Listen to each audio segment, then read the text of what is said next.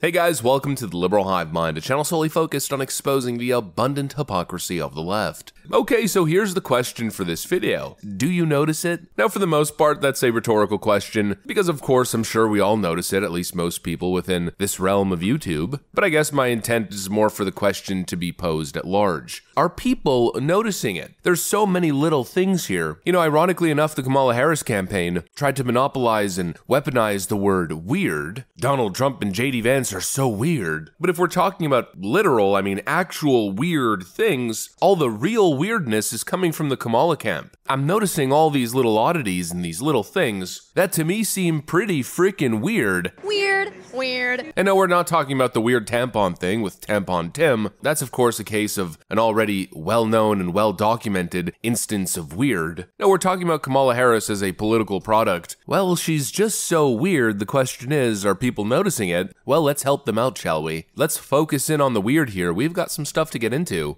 so let's roll the tape. Alright folks, so I'm noticing a couple weird things about Kamala Harris. You know, like I said in the intro, she loves labeling her political opponents as weird, but you know what's weird to me? Being unable to connect with the crowd on a human level and needing to rely 100% on a script for your events, yeah, that to me is weird. So good to be back in Michigan. Listen, let me tell you, I am clear. The path to the White House runs right through this state. And listen, I am clear. The path to the White House runs right through this state. I took on perpetrators of all kinds. I took on perpetrators of all kinds and had a summer job at McDonald's. I had a summer job at McDonald's. So hear me when I say, hear me, Detroit, when I say, I know Donald Trump's type. I know Donald Trump's type. And are we ready to fight for it? And are we ready to fight for it? And when we fight, we win! Kamala's plagiarizing herself and Trump. I thought fight, fight, fight was his line. That right there is Kamala Harris in Wisconsin and in Michigan. Two different events, two different speeches. But no, of course not with Kamala Harris. What you get with Kamala is simply her regurgitating the talking point. She seems to be the most scripted politician I've ever seen. And that right there is probably why she never actually says anything of actual substance. Everything's always an empty platitude or some sort of poetic metaphor that she manages to completely bungle up. You know, it's just all so weird. Let me tell you something about the significance of the passage of time, okay? There's great significance to the passage of time. Talking about the significance of the passage of time, right? The significance of the passage of time.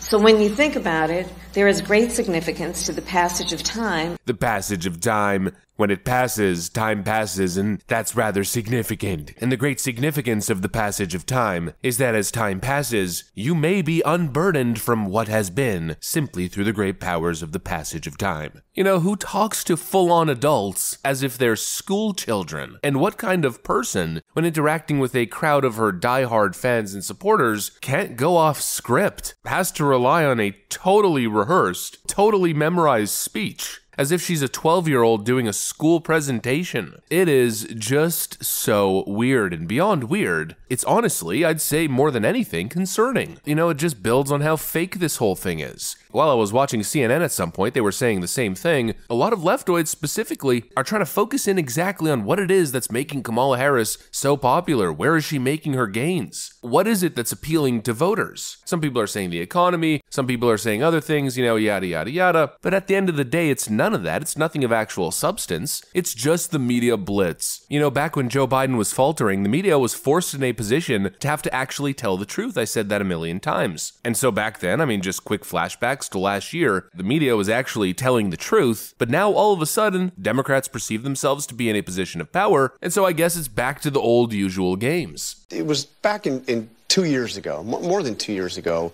that the president put Vice President Kamala Harris in playing a critical role in terms of trying to stop the flow of migrants across the border. I mean, she was more than 2 years ago she got this responsibility. No, she's not actually. She wasn't the border zone. You know, back to the same question, are people noticing it? This is what's truthfully weird. The astroturfing of it all, you know, it feels like a weird feminist Marvel-style retconning of the past. Kamala Harris is now our our heroic, strong female protagonist. It's all just so weird, all of it. And really, it continues to get weirder. Given the nature of this odd campaign, we haven't really gotten to know Kamala Harris. At least the regular folk who aren't paying attention haven't gotten to know much about Kamala Harris. And so for the most part, there's confusion as to who she actually is. You know, all the people who are thinking about voting for her say they love her. Oh, how great she is. But nobody can actually list any accomplishments or reasons as to why, or really any policies. The campaign has been purposely silent on what a Kamala Harris presidency would mean in terms of policy. And so a lot of her speeches have been kind of vapid, to be honest, lacking of substance. We don't know what she intends to do. But just yesterday, we got a little bit of a glimpse. Kamala Harris announced her first policy proposal. And again, it's very weird. And eliminate taxes on tips for service and hospitality workers.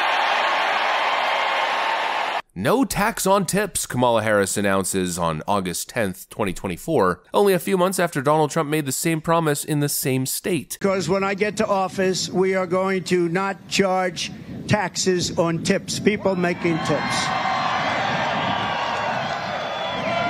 So I guess now we're just plagiarizing the orange man? The orange racist man who can never do anything good? I guess his policies are so good now that Biden and Harris are just piggybacking off of Trump. Weird.